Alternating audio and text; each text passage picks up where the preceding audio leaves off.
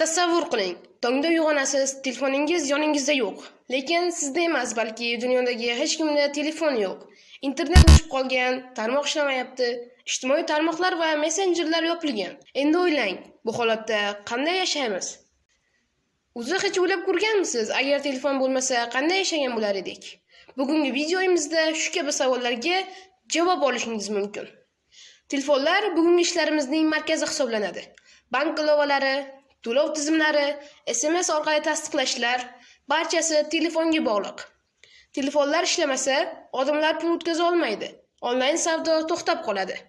Korporatsiyalar bir-biri bilan bog'lana olmaydi. Hatto xodimlar ishini to'xtatishi ham mumkin.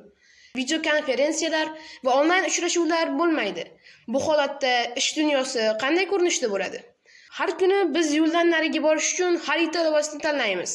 Ya'ni Yandex taksi. Odamlar ko'chalarda adashadi, taksi chaqirish imkonsiz, do'konlarga borish qiyinlashadi.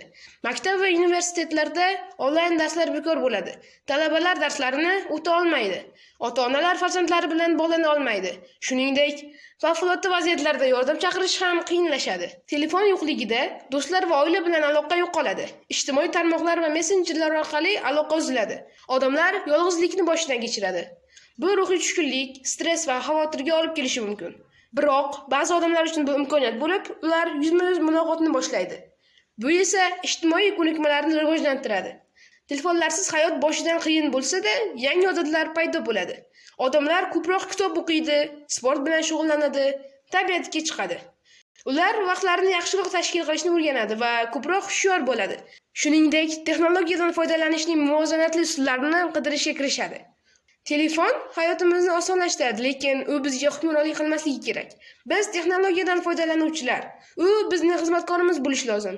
Shuning uchun hayotimizda balansni saqlash muhimdir. Do'stlar, kanalimizga obuna bo'lishni unutmang. Agar siz telefonsiz qolganingizda nima qilgan bo'lardingiz? Albatta buni izohlarda yozib qoldiring.